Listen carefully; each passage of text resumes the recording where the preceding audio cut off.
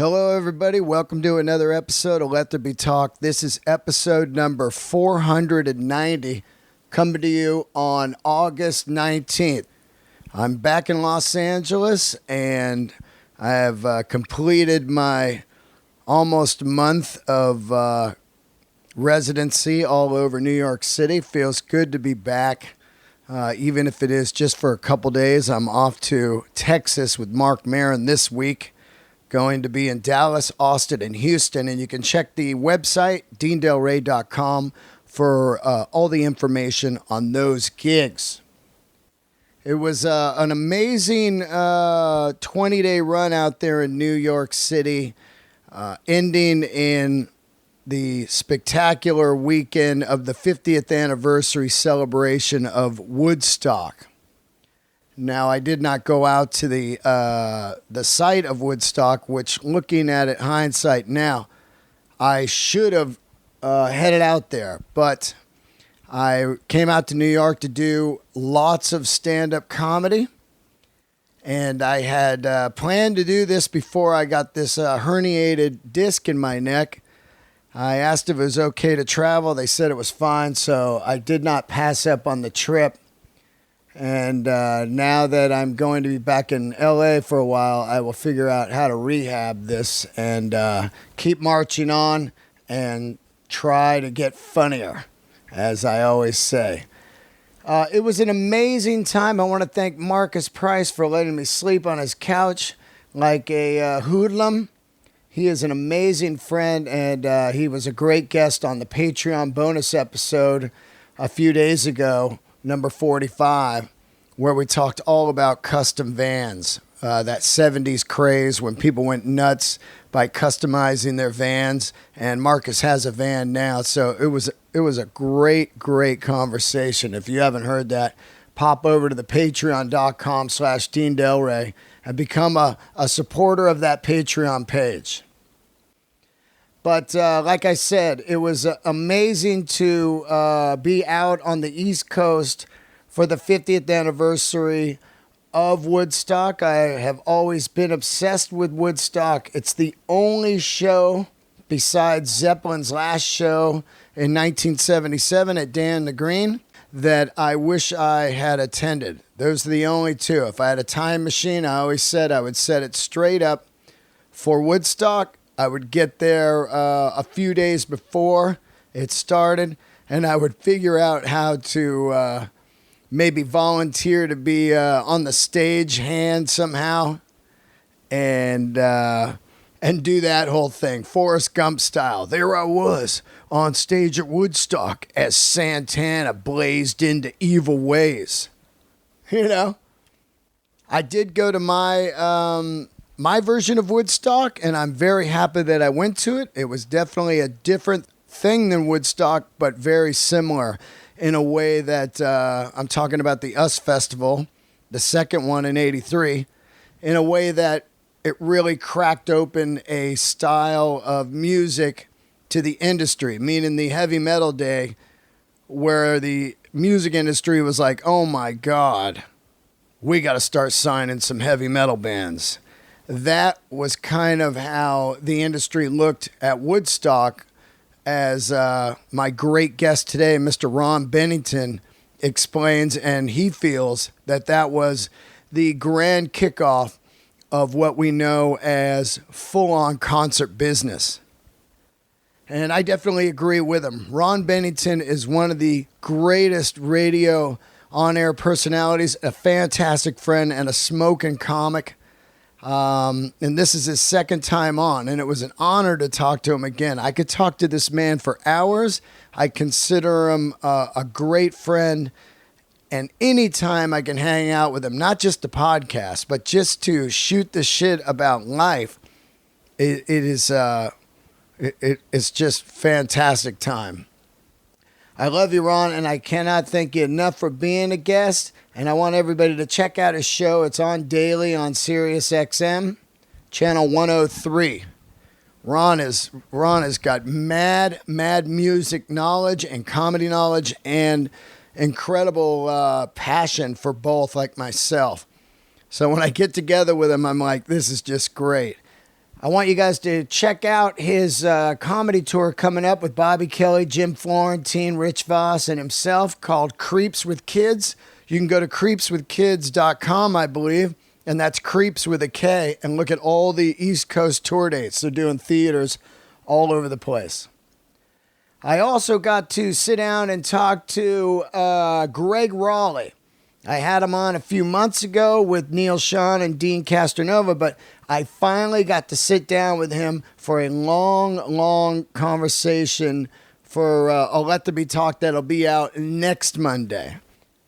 Woodstock still just baffles me. I watched a brand new documentary on Netflix about it that is very, very cool. It's a different story. It's more from a few people that were there and people that worked on it and the creators and producers of Woodstock.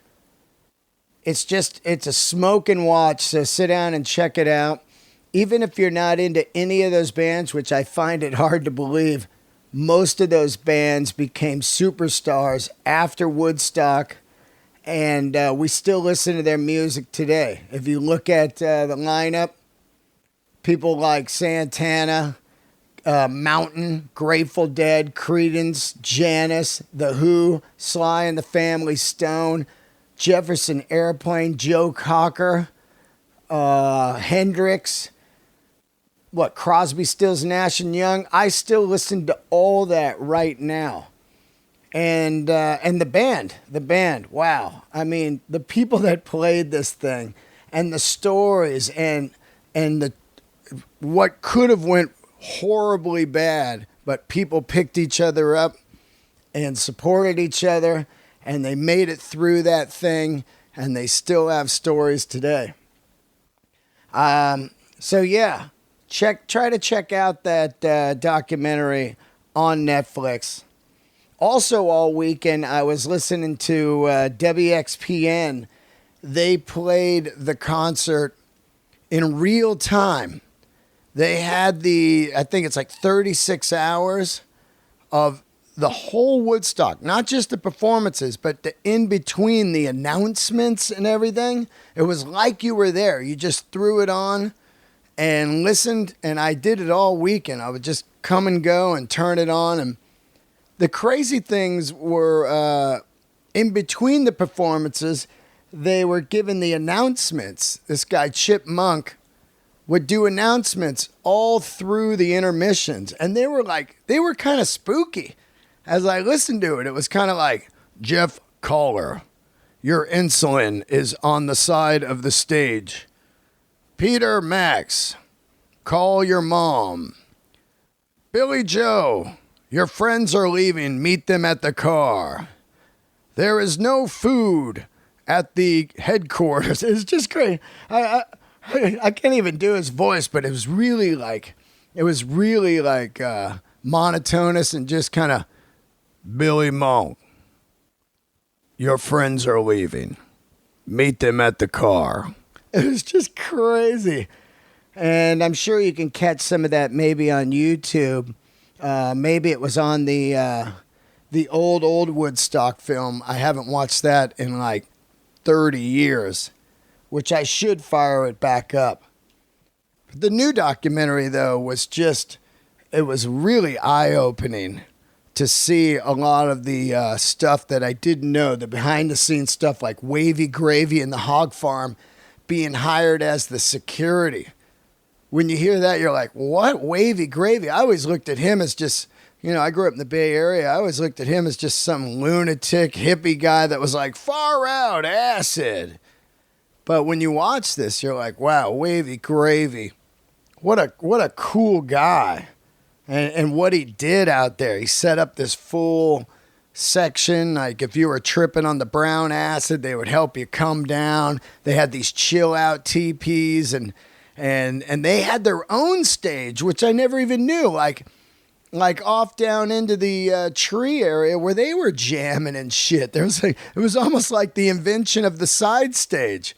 Wavy Gravy invented the side stage like you see at all the shows now. like starting back with like Lollapalooza or the Horde Tour, the side stage, Wavy Gravy side stage. That's what all side stages should be called.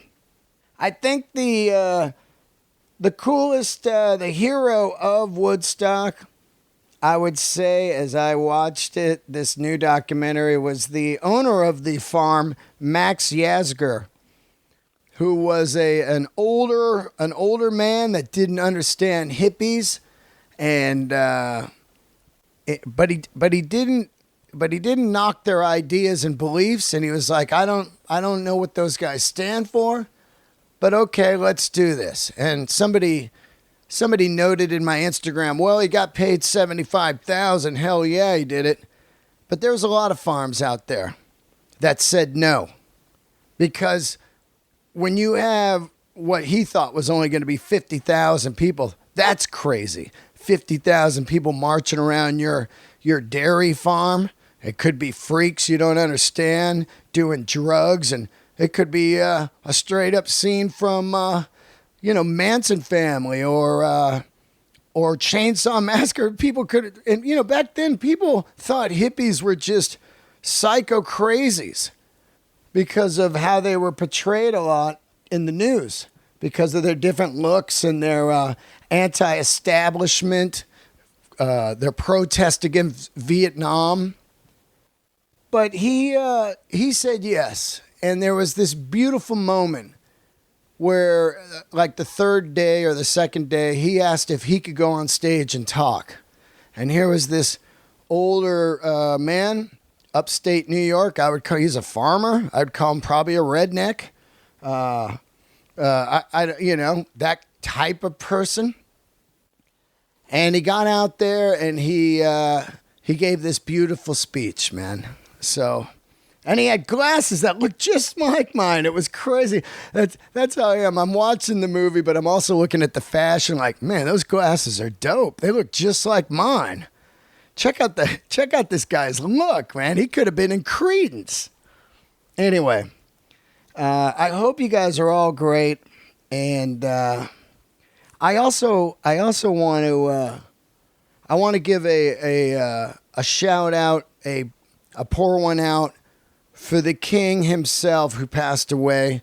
We lost the great Peter Fonda. He passed away on Friday the 16th. And to say Easy Rider affected my life would be a complete understatement. The first time I saw Easy Rider, and even if anybody knows me from 6 years ago when I had the giant mustache, people are like, you look like Wilford Brimley. But I was always trying to cop the Dennis Hopper Easy Rider look. And I never accomplished it because I was fat. He was all skinny and cool looking. I was fat with this big old mustache. But the first time I saw Easy Rider, I absolutely lost my mind. And that kind of mentality of freedom has stuck with me my entire life. My entire life, I have loved motorcycles. The idea of riding around America trying to find something. You don't know what it is. You're just out there ingesting all this stuff onto your brain, taking it in and hoping that it takes you further in another day as far as knowledge and happiness. And I've been like that my whole life. I love choppers. I love the leather clothes that they wore, the helmet, the lingo. The lingo on it is unbelievable. The drug use, I love everything that it stood for. Let's just go and go for no reason, just go. And I've been like that a lot in my life, and it's done me right. It has done me right to travel, not knowing how I'm going to end up paying the bills or if it's going to be fun or not. It wasn't ever about that. It was for the adventure. And I would say that was completely because of Easy Rider, Peter Fonda, He co-wrote that film. He produced it with Dennis Hopper. And, years ago I did a movie with Dennis Hopper, and it was just kind of like, oh my God, I'm working with one part Easy Rider. And now we've lost the great Peter Fonda, and I just want to say I love that man, and I love that film. And also Dirty Mary, Crazy Larry. That was another epic film. I remember my mom went to the drive-in, and she took me, and I sat in the back seat and just watched Dirty Mary, Crazy Larry. 1974. I'm at a drive-in theater with my mom watching this crazy film. So, yeah, another legend gone, and that man is a legend for sure. All right, guys, let's get into the episode right now. Before I do, I want to give out a serious shout out to everybody that's been emailing me about my health issues and my neck. I love you guys, and I will get through this. And I want to shout out to the new Patreoners.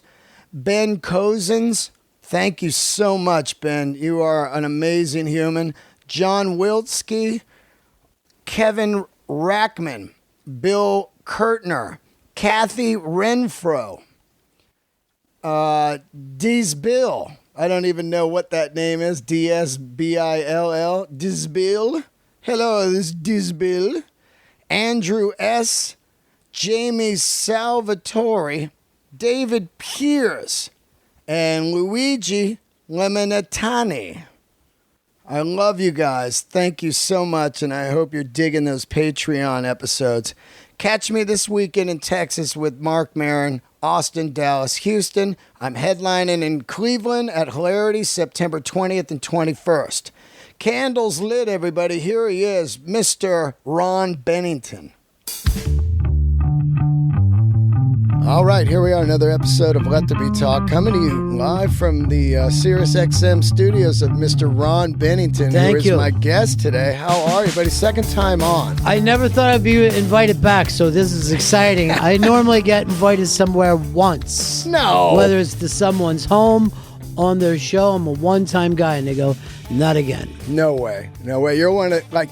It's funny when you have certain guests on, and I always say, like, the chemistry you and I had and the back and forth of, like, a primo ping pong game going. Yeah. That's what a conversation is like with you and I, because it's just, like, back and forth, and we cue memories to each other that go other places, and then we come back to the original conversation, which is amazing. Dude, I remember the first night I met you, and it wasn't that long ago. Right. And I'm like, yep, this guy's going to be a friend of mine.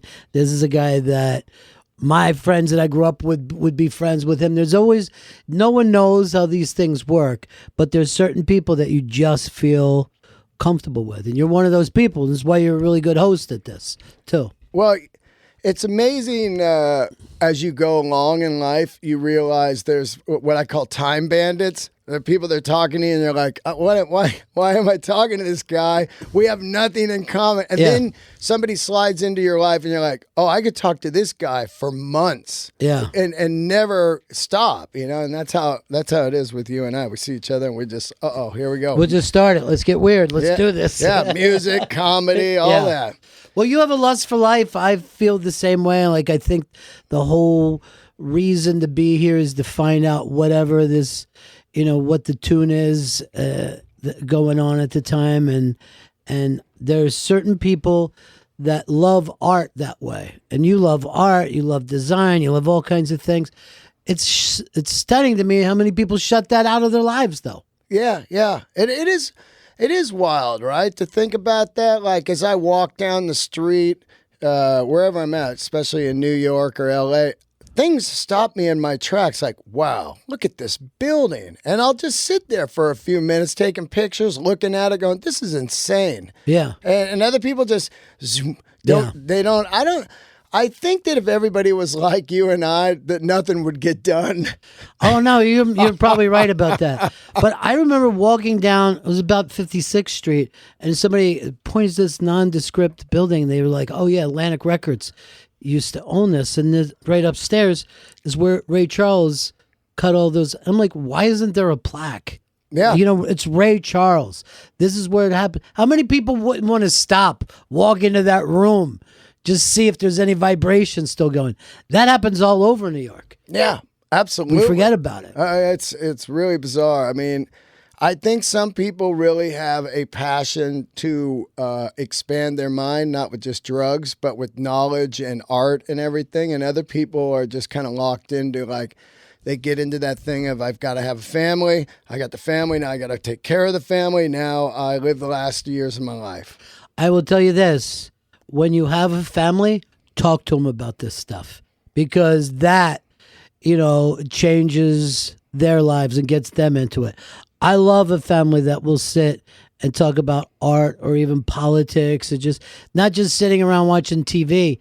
And like the conversations I have with you, that's the conversations I have with my kid. That's why one of my kids ended up doing radio with me. You know what I mean? Because she grew up that way. Yeah. We would go places. We would talk about things. We would, you know, see a movie and discuss it, not just sit there and watch it. I kind of feel bad that there seems to be less and less reasons to discuss things these days. You got to go out of your way to find stuff that's worth talking about. Yeah. I was talking to somebody about it, and I'm trying to work on a bit where I think podcasts are so big because people don't talk to each other anymore. Right. So they listen to conversations. It's almost like a hipster thing of like, wow, listen to this, two people talking. Right. This is how That's they used really to do good. it. This is wild, you know? And I'm just like, yeah, you could do this. But they're like, no, not me. Yeah. I want to hear it. I want to be distant from it. Isn't that wild? That's really, really smart, man, because a podcast really it used to be a dinner conversation. Absolutely. You know what I mean? That you and I talking is exactly what we would be talking at food or 100%. comedy club or whatever. Yeah, 100%. It's weird that people don't even want to talk to the extent of they press, you know, like go to voicemail on their phone if you call them, Right. and then they'll text you, "What up, bro?" Yeah, what up? And they go, "Dude, I just called you. I don't want to text back and forth. I want to talk to you about something and get this taken care of or whatever it is." Yeah.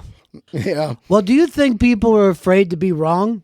Do you think that has a lot to do with it? I don't know what it is now. I think that the ADD world of I really believe that electronics have kind of ruined most people's minds, where it can't sit there for a minute and just listen to two people or be engaged with a conversation. They can listen on a podcast, but for them to be into it, they're missing everything you're saying because they're looking at their phone, and then they're thinking about what they got to do tomorrow, and then they're online. Whatever, their brain is just, it's not just two people sitting down. I don't know what it is. Yeah, it's hard to really chill these days. I do think in the politics world, people are afraid to be wrong. Yeah. And it's gotten down to now where there's no conversation. It's just fuck you, no fuck you. And it's almost a sports team mentality of like, oh, well, I'm a Raider fan, so fuck all your teams. And it's like, well, it's not sports. It's the globe. It's the planet. It's humans. It's life. By the way, if you're just the Raiders rock and everyone else sucks, you're also not a good sports fan. If you can't sit there and go and have the conversation. And by the way, you could be wrong. Big deal. Yeah. Big deal. You bet on the wrong team this week. Who cares? Enjoy the moment. Yeah. But yeah, I think you're right. I think people think that they've already got their thoughts in rather than be open to stuff, you know? Yeah. I'm always anti-corporation, but I certainly use and need corporations for a lot of different things. Oh, you yeah. know? I'm always willing to find the hypocrisy in that. Yeah, I'm the same way. When people talk like, well, how could you go to Starbucks? I'm like, well, you know, they give their employees health care. Right. So that's a big There deal are to good me. things, There yeah. are good things. Okay, Yeah. maybe their coffee sucks. Maybe they fucking they're everywhere and nobody else can survive. But there's a lot of coffee shops out there or any kind of business that don't give their employees nothing. Right. So I look at it as, let's find the positive in having this somehow. Yeah. I mean, you know, it gets into that old thing of hippie mentality. And I was born in Yosemite, and I grew up around a lot of hippies, and I was anti-hippie forever, and now more than ever, I'm a full-on hippie in a way of like, wow, I love a lot of stuff. Animals, people. Let's not fuck this up for other people, and that's really why I wanted to sit down and talk to you right now at this time, because we're in New York City and it's the 50-year anniversary of Woodstock, which was considered, I think, considered the best music festival and the most important one of all time. Yeah, I think there's certain things that happen that you can't, like, Elvis, you're not going to kind of replay. Michael Jackson had to think of another name rather than the King, because that thing happened at a time that it hadn't really happened before. And that's, I think, what makes Woodstock more important than anything else, is that it hadn't happened before. But I also think I think a lot of people left there and thought, what else can we do with rock and roll now that we see how many people are in love with it? I don't think that they had any understanding, even leading up to that, how to put on a real rock show. Right. And they just got glimpses of it. It's not that they did it great, but to me, Woodstock movie, but ever go back and watch the Monterey Pop Awesome. Festival thing? Love it. At the very beginning, that they have this field, they're waiting for people. They have chairs set up. They had no idea how to design a pit. They didn't know that people would rather be up and dancing. So this is how naive they all were. And even when you go back and look at Woodstock, they were very, very naive about how to put on a show. Oh, yeah. I mean, Woodstock it's so iconic that when you read stuff about it, you're just blown away. Yeah. They're thinking 50,000, right, going to show up at $20 a ticket. It was 18 in advance. 18 for all those bands. All those bands. And, they're thinking 50, and then they're hoping for 100 to, like, make money. Yeah. And the magnitude of what that was, it could have been complete, like a massacre out there. Oh, absolutely. We could have lost. I mean, those towers could have come down and killed everybody. Absolutely. I was reading, they were like, the speakers were like 6 ton. They got lightning out there. They have no food, no bathrooms. It was straight up like, I mean, there's a similar thing to it, when you look at Jim Jones and that Guyana thing. Yeah. It's almost like a ton of people. Somebody could have just started fighting, and then a mass like brawl would break out, and people be dead out there. I mean, anything could happen. Yeah, and some of that did happen at Altamont, and some of that did happen with Charlie Manson. Yep. You know what I mean? Like the fact of that there were so many young, naive people, they could have, gone off in a million different places. But I really think the most amazing thing, and here we are in 1969, and they really had no idea how popular rock music was at that time. Yeah. We'll never go back to, I don't know if there's any kind of art form. At least we'll know about it from the internet. Oh, look how many hits this got or whatever. Right. But they didn't understand how big any of those bands were. The Who alone was a gigantic band. And you go back, Creedence, all these guys are playing one after another. The music is great. But the thing is, I think after Woodstock, that's when you had these ideas of people going, well, what if we had our own lighting and traveled with it? You know what I mean? Yeah. Like, what if rather than depending on the venue, we brought in lighting? Something like that changed everything for the 70s. So everyone always is like, Woodstock is the end of the 60s. But it was really the beginning of the big concert business, which is phenomenal when you think that people even had to learn that. Yeah, a lot of that, and I really compare it to the Woodstock of my generation that never gets talked about, which was the US Festival. Right. The second one, not the first one. In 83, it's equivalent to that, because on the Heavy Metal Day, which was the biggest day of the 3 days, the next day, I think the industry went, sign every heavy metal band there Right. is. Because they had no idea how big metal was, because it was very underground. Yes, it was underground for a couple of reasons, I think. Number one, lyrically, it was different from anything that ever happened. You know, when you became important music, you had to have really great lyrics, right? But they almost regressed with their lyrics, where it went back sillier, almost to like a 50s style thing. So they weren't ready for it. Everybody critically thought that Van Halen was kind of a joke, Right. something for the youngest of the young people just getting into radio. But don't you think that first Van Halen album kind of signaled a turning point that went on for another 10 years or so? Oh, they absolutely Yeah. kicked open the door of the complete California rock and roll party. Right. It created a storm on the Sunset Strip, 100%. And yet, no one, if you go back and read reviews of that, no one said, hey, this is kind of like the second coming of the Beach Boys. This is going to be a band that's going to be a lifestyle band. They were just like, oh, these guys, they're not Zeppelin, are they? They're not, you know, they're not big enough. They're not strong. And that band just changed everything. Looked at the Woodstock lineup. Oh, my How God. many of those bands changed the sound for the next 10 years? It's insane. Well, first of all, if you look at Santana, who got hijacked on the bill because Bill Graham was managing them. Right. And I read a story where Chicago was asked to play.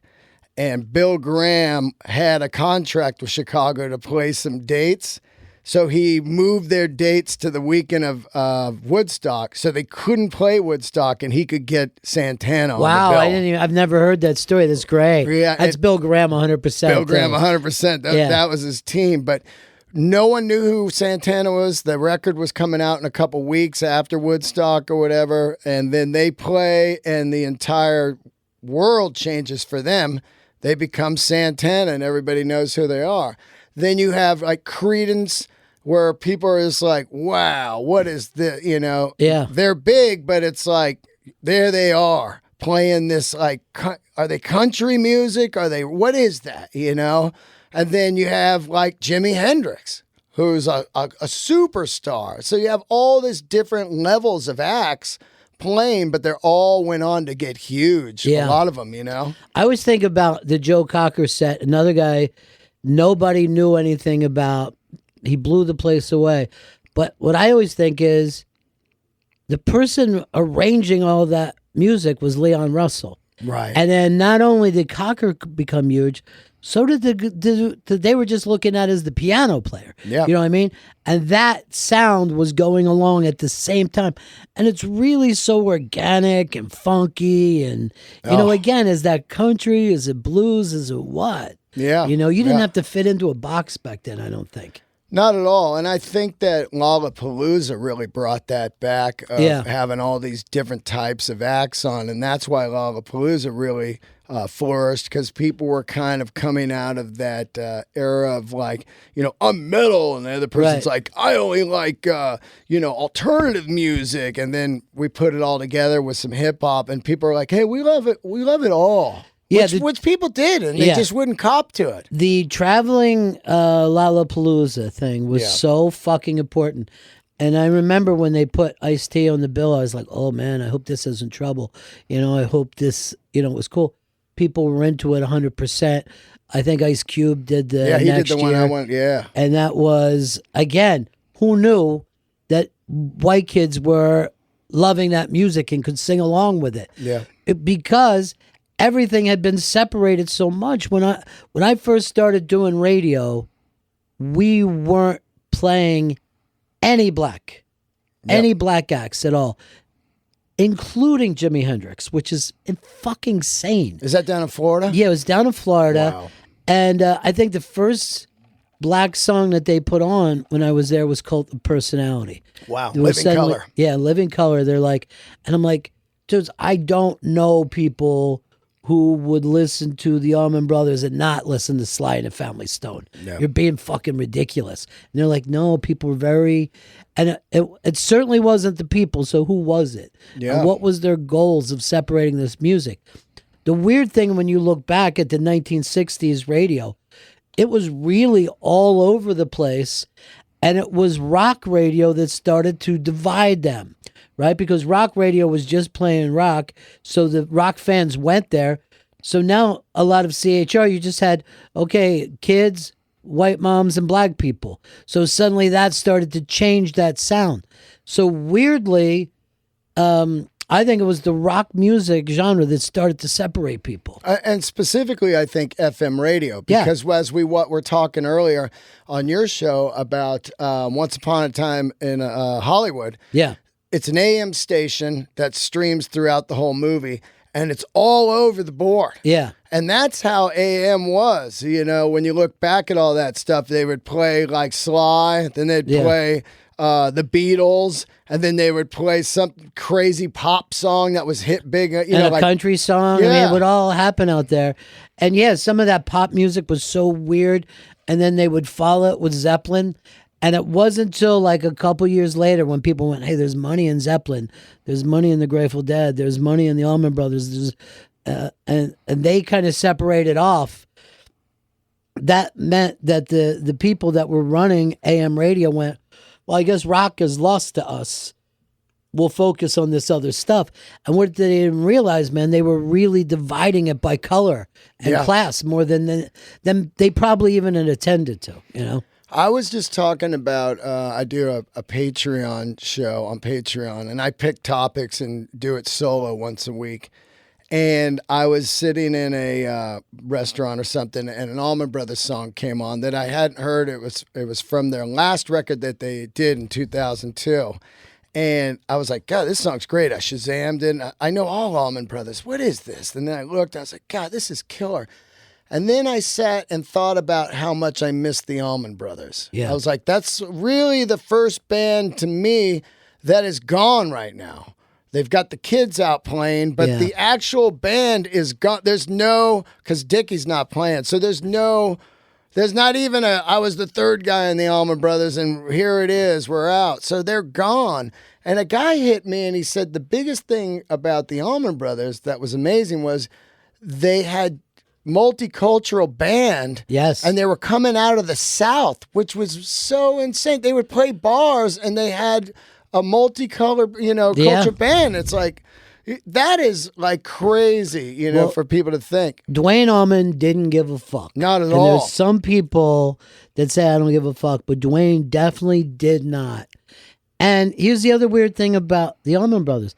So there's this fucking really Southern band. You can make the argument they're the first Southern rock band, Of course. ever, even though they're never listed in any Southern rock albums, whatever. And where did they fucking hit first and become beloved? The Lower East Side of New York City. Right. They come into New York City. After that, I mean, they've played so many times in New York. Why would these fucking New Yorkers, who still at that time had a foot in the greaser era, you know what I mean? There was still, like, the early punks were almost, and then you look at this hippie Southern fucking band, and New York just falls in love with them. Yeah. And jamming when nobody even was aware it was a thing to do. Yeah. You know? Jamming was not even, they were just playing. Yeah. And they were just going off of like a Miles Davis meets blues meets rock and roll of wherever this takes us, And the person who brought them to New York, Bill Graham. Once Bill again, Graham. it's always Bill Graham, isn't it, man? Bill Graham is the reason I have the most eclectic music taste there is, because I grew up in the Bay Area, and I would go to shows, and there'd be different types of bands on, and of course, all the Day on the Greens that he did and all that stuff. And he really, to me, was the king of rock and roll. Sure. Yeah. He was the guy who first figured out you got to package this. But why do you think he said, and I want you motherfuckers to hear Miles Davis too, or I want you to hear Buddy Rich? I mean, he wasn't going to make any extra money doing that. Right. So what was his purpose? Was it just cultural. I you think know? it was the love of all types of music. Yeah. And I think he really was like, how do you not know this?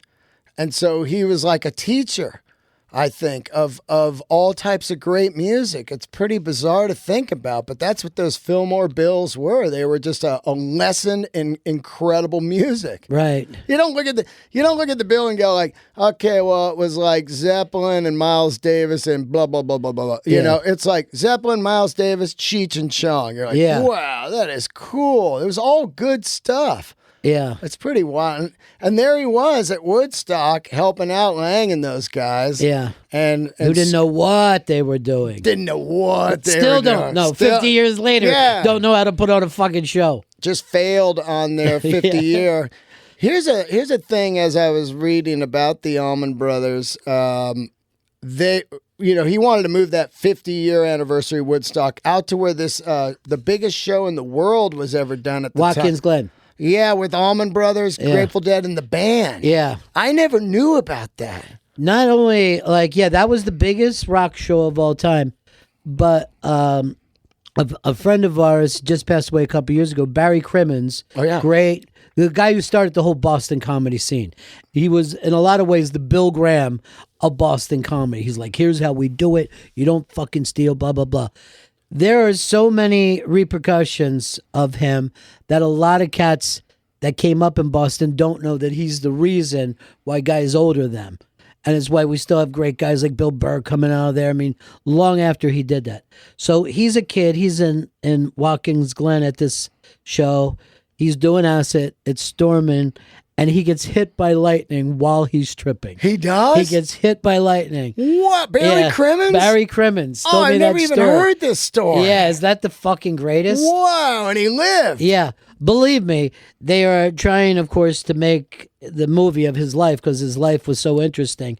That scene will be in the fucking movie. There's no doubt. Yeah. Yeah. I thought I had a cool life. You know what I mean? I'm always like, come on, where's the movie about me? Yeah, it'll come, dude. You're getting one made about you. Dude, man, Barry Crimmins. Now, this show, if people don't know, it was held at this raceway, and it was the band, Grateful Dead, and the Allman Brothers. And they each did 4 hours. It was a one-day concert. Yeah. And it was like $12, included camping. So the guy wanted to move it there, Lang, this new one, and they're like, no fucking way. Still haven't recovered. Yeah, they still haven't recovered, man. It's crazy. Now, there was a Black Woodstock that I just read about in Rolling Stone this week. Oh, Wax. Was it Wax? What is it, Earl? Earl is my guy for black music. It was up in Harlem. Yeah. Which one? It was they called it the Black Woodstock, but it was at the Harlem Cultural Arts Festival. That's Something What like was that. I thinking of? Watts? There was a Watts one, right? There was Watts Stacks in L.A. This is it right here, Harlem Cultural Festival, and they called it it was nicknamed the Black Woodstock. And they were talking in Rolling Stone, like, how come nobody talks about this one? Well, it's your job, Rolling Stone.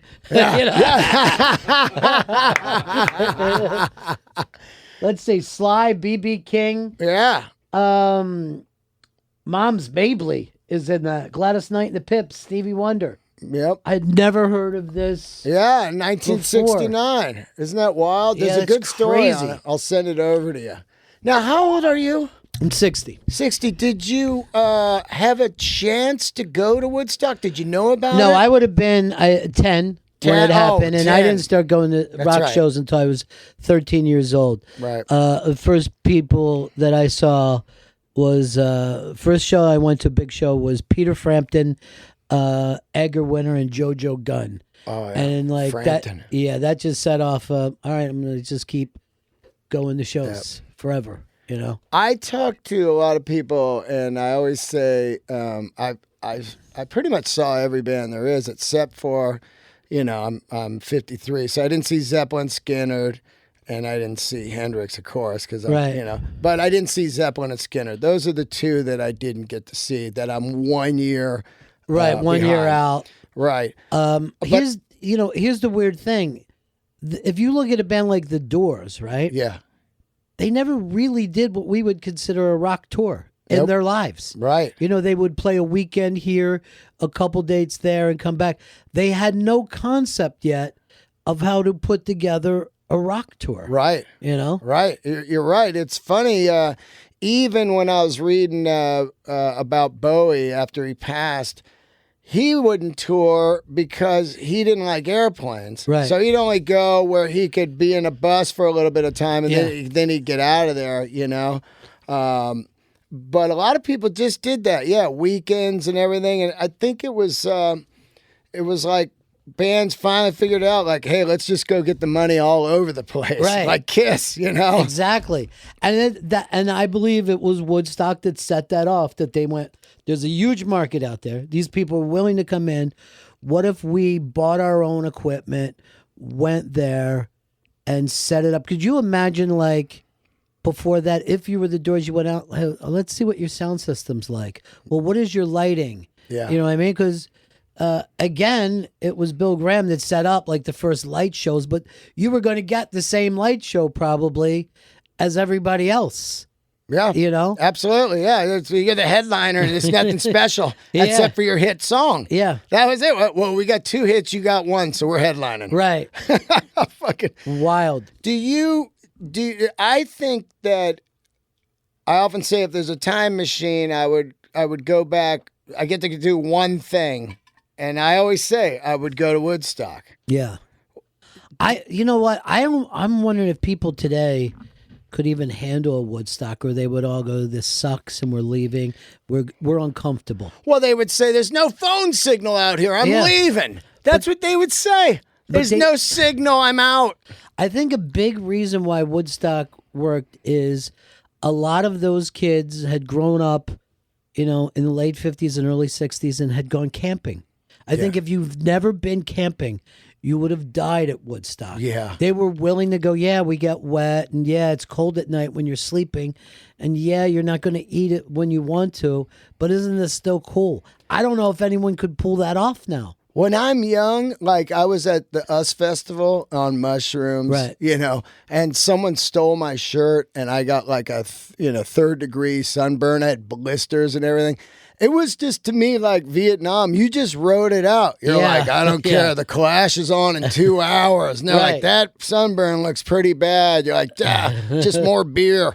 You know, I think when you're young, and I think that's really what attracts me the most about Woodstock, would be the amount of fucking stories you would have in your brain from those 4 days would last you a lifetime. You would just be like, I was at Woodstock. I was in the front row in mud, no shoes. I didn't have food. I stole some sandwich out of a guy's bag while he was sleeping. Whatever. Your stories would be insane. Oh, absolutely. And John Fogerty was in last week. Oh, yeah? And Did you interview him? Yeah. Oh, wow. It was my second time interviewing him. Wow. He's everything you want him to be. He's literally just thinks about songwriting all the time. Yeah. And what it means.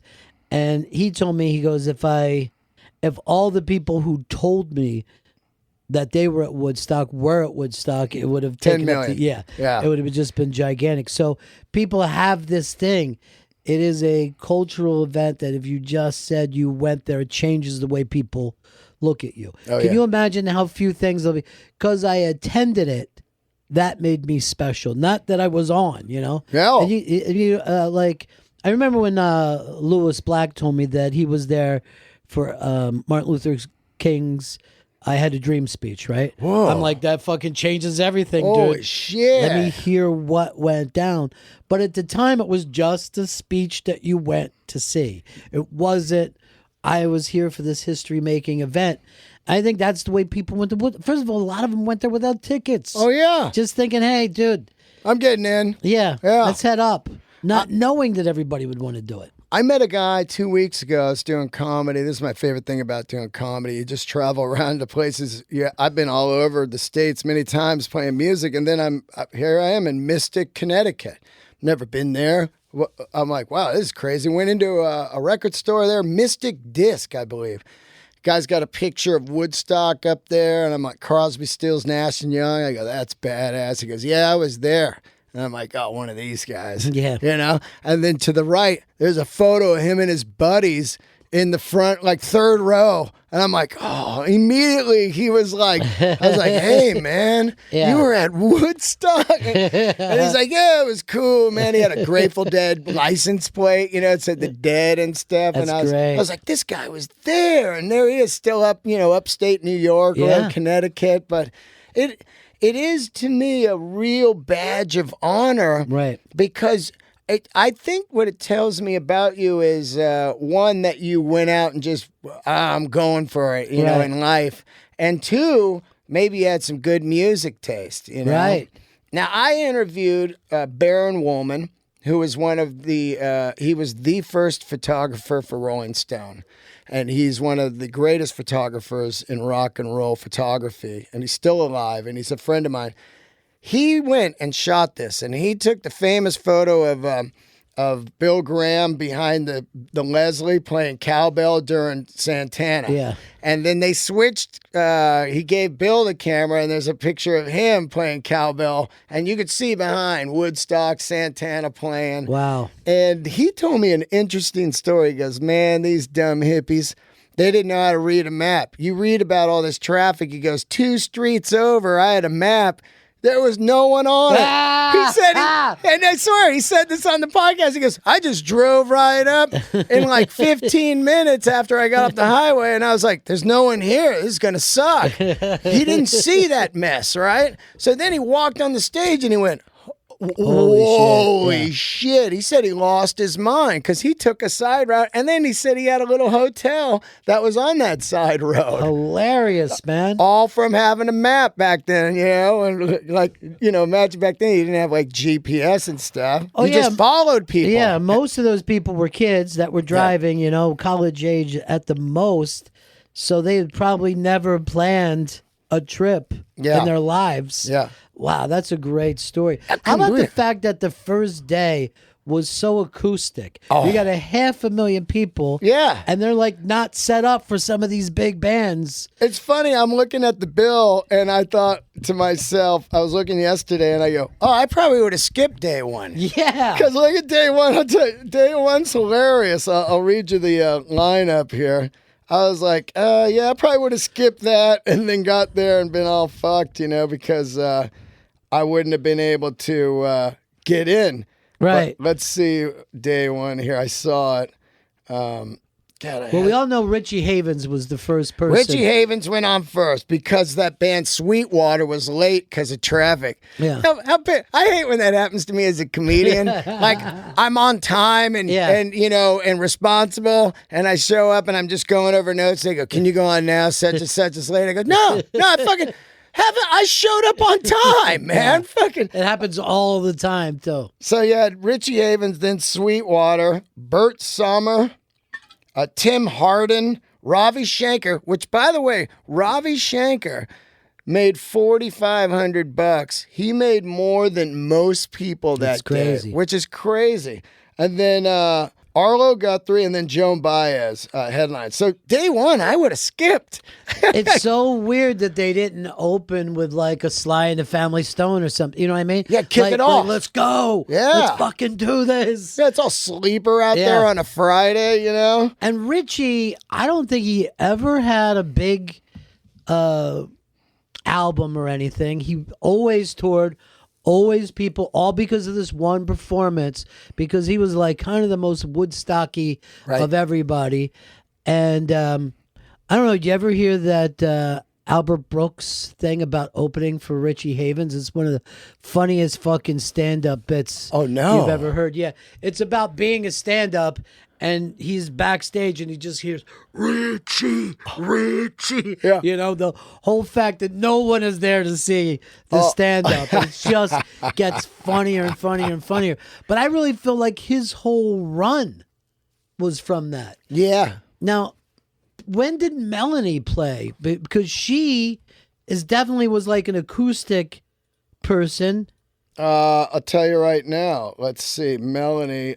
She played that night right before Arlo Guthrie. All right. Oh, that's who it was. Melanie. I called her Melanie. Oh, okay. Yeah, it's Melanie. Yeah. Who's Melanie? Melanie did Lay It Down, Lay It Down, Lay It All Down. Oh, it was wow. basically a song about being at Woodstock. Oh, wow. There was a couple of songs that were written about Woodstock. That was one of it. Crosby, of course, the Joni Mitchell, yeah, yep. who wasn't even there. Yep. Just heard from people. And then, yeah, Crosby, Stills, Nash. And Young. And Young, he just had this massive song. And it carried that thing all out throughout my childhood, right? Like, I was the post-Woodstock rock guy, and people would be like, this is going to be our Woodstock, whatever it was. Yeah. But that's why I think that meaning is that Woodstock was the beginning of the 70s. Like, the fact of this rock thing is going to become... I mean, I don't even know how to explain to people, but it was basically the internet. Like, you found out information from records. You found out how you felt about people, about what bands they dug. You know Absolutely. what I mean? Absolutely. That's the first thing you would ask somebody. Yeah. What kind of music you into? Yeah, and if you're with somebody who did not like a certain bit, like someone said, who the Kinks, you're like, thank you for your time. Yeah. I am leaving this chat room. You know what I mean? You had to. And when, and I always thought that was why I was never homophobic in my life. Because if you were around in the 70s, the glam rock scene, that music was so great that you could not afford to be homophobic. And if people were, like, oh, well, you're cutting out the worst. You're taking your life is so much worse by not loving this music. Oh yeah, absolutely. It's and also that's why I wasn't racist, because I grew up around all this great richness of music, of R&B, even stuff of like Sly, and getting into Earth, Wind and Fire and all that. P-Funk. I mean, there was so much great stuff. Yeah. Okay, now here's something crazy about Woodstock. I didn't even know. It has so much to me.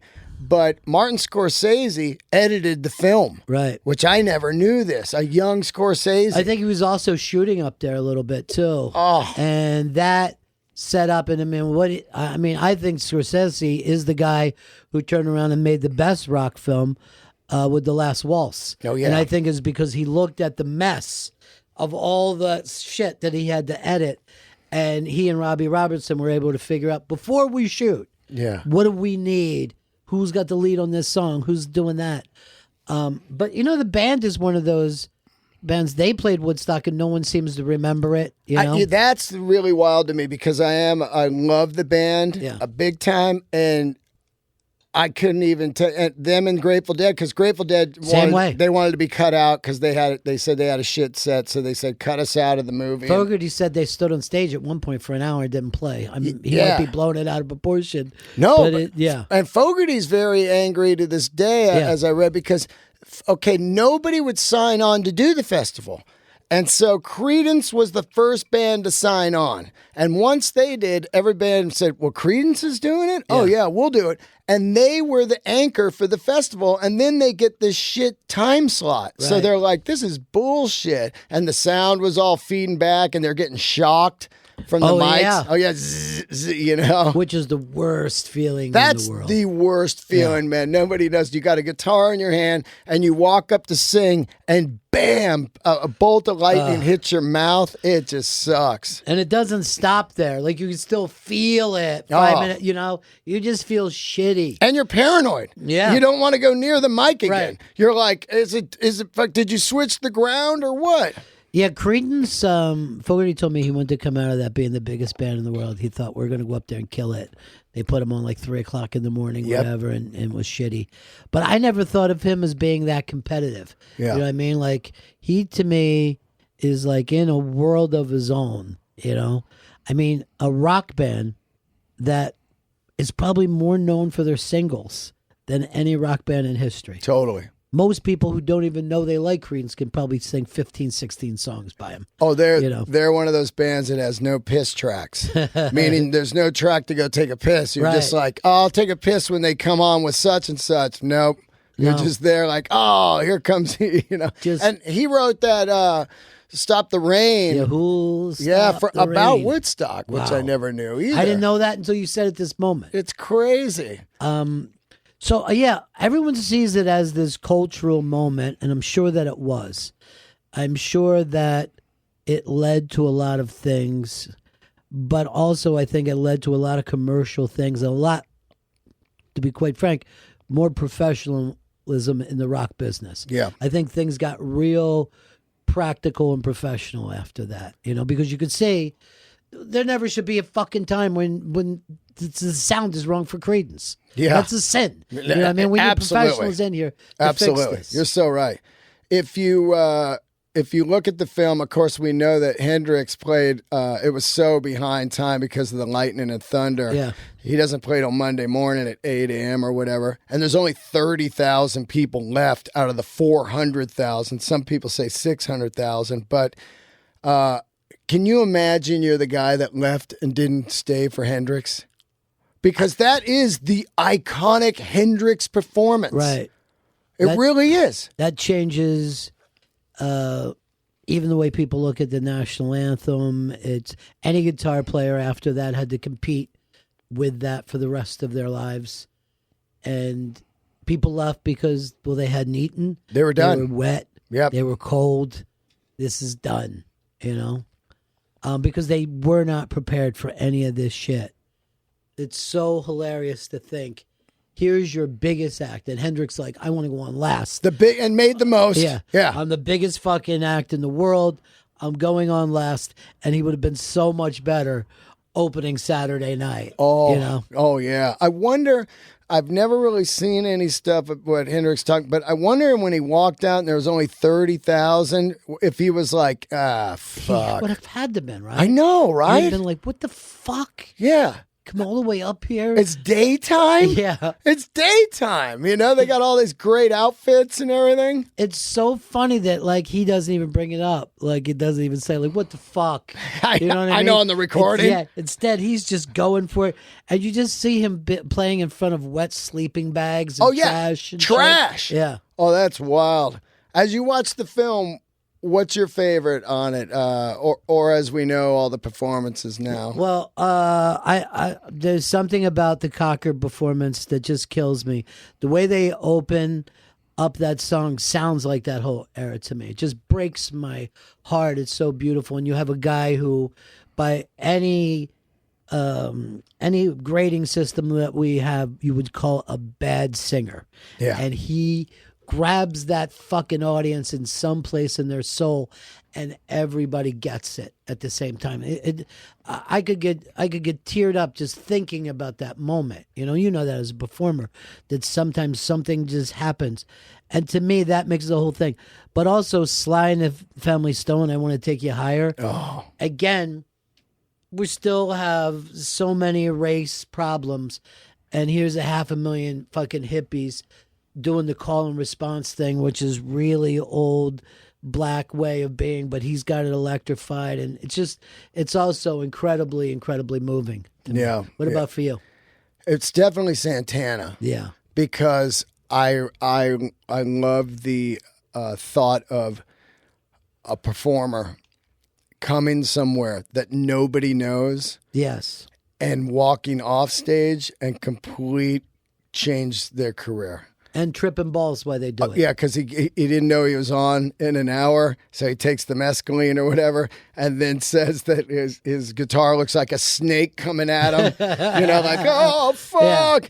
And I'm about to interview Greg Rowley on Sunday. He's here with Ringo Starr. He's in Ringo's band. Isn't that a cool fucking tour every year? That's a cool tour. Yeah. And Greg Rowley is just killing it on the B3 and vocals and Santana, and me being from the Bay Area. Sure. It's kind of like these Bay Area guys went out there and just kicked some fucking ass. Well, I mean, the Bay Area, that electric scene that they had in the late fucking 60s, which is always amazing to me because it's so different to like what the rock scene in Detroit was. Like all these scenes, or the Muscle Shoals thing, all these little fucking scenes are happening at the same exact time. Yeah. And sounding different and yet blending together. But so much great shit came out of San Francisco. It's insane. Yeah. It's insane. Not LA. No. Where they're trying to fucking figure out how to make the next star. San Francisco, where people were just going out to do it, Yeah. And then money came, but it came secondary to that. I think also those other Woodstocks really tarnished Woodstock. Oh, I agree. You know, I think it's a lot like don't ever remake Jaws or Absolutely, fucking man. The Godfather. Yeah. We got them.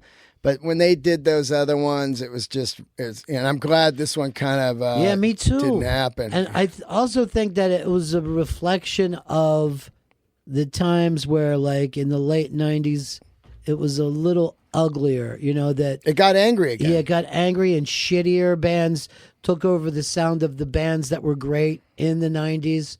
You know, I'm glad that I always think that when they try to redo something, it's just go forward and man, make your own thing. Yeah, make your own thing, man. Because, like you said, Lollapalooza was incredibly cool for the reasons That that was it was it. cool. Totally. You know? And there was a tribal thing happening in the early 90s that nobody saw coming. Yeah. And everybody cool. And I thought the fact that they had a freak show there and a sideshow was like amazing. Oh, yeah. Jim Rose side. Yeah, the Jim Rose Oh. is like the fucking coolest, right? That shit was just great. Well, thanks for talking Woodstock with me, and also thanks for having me on your show. Dude, always. I love you, and you got a great tour coming up. Real quick, let's talk about this. Kreeps with Kids. Creeps with Kids. You, Florentine, Vos, and Bobby Kelly. Bobby Kelly. And this whole thing is Bobby Kelly's idea. And he said to me one time, he goes, you know, he was talking about a couple people, and he goes, we're all creeps, but we're good dads. And I started laughing. I go, you don't get to decide that, dude. Somebody else will tell you years later. But he's doing all these guys are doing everything they can be to be good dads. And I found out that comics kind of had this thing in common that they treat children like people. Yeah. And then they also don't try to mold anybody's dreams. Like they will have this thing because they know from their own life, like, hey, if you want to go and chase that thing, go ahead.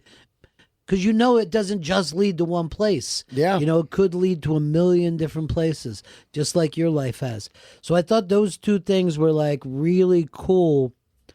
And of course, these guys are just hilarious, and it's fun to be on the road with them. It's creepstour.com, Kreeps with a K.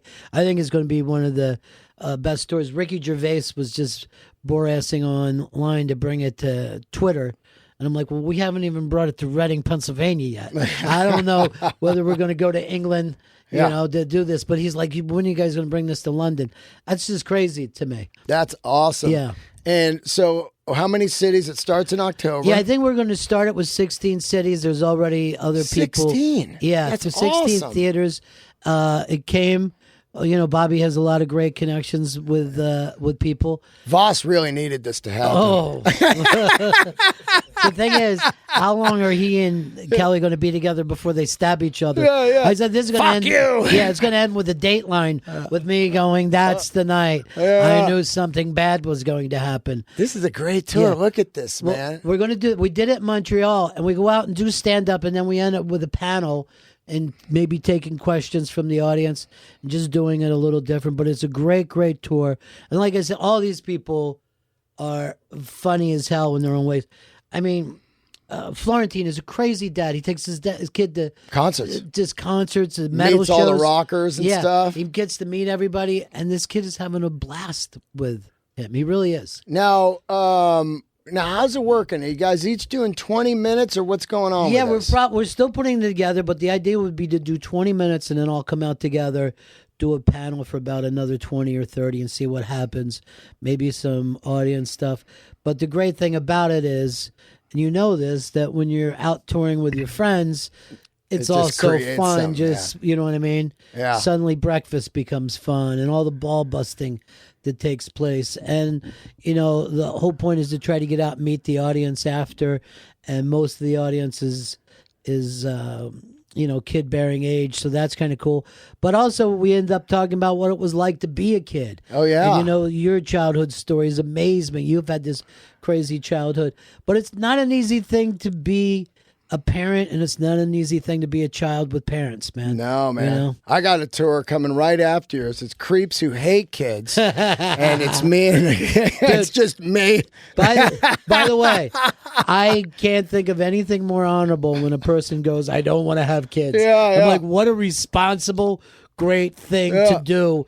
most parents should have made that decision. Oh, I love it, Yeah. man. Now, okay, so it looks like it's mostly East Coast, right? Well, we're going to East Coast it because that's, that's the whole thing. And if it works out, we'll take it around the country. But we really didn't want to. I mean, there's no reason for us to put any pressure on anything. Yeah. Everybody's got their own great career going, and everybody's already doing well. So the whole reason to do this is to, just have fun and challenge ourselves to this. So great, man. So get out there and see that. Get your tickets. They're doing theaters, and it's these four guys are incredibly funny, and I know they're going to be doing some arguing with each other by absolutely. the third week. It's going to be great. They'll be fighting up there. Kreeps with a K. Yep. Thank you so much, man. I love you, kid. I thank you. really do. Thank you for you doing really the show. do such great work. I love it. And then your show, Bennington, is on 103 on Sirius XM every Right. day. East Coast time. What time? It's 2:00 in the east. On Sirius XM. Thanks for tuning in, everybody, and keep the candles lit. See ya.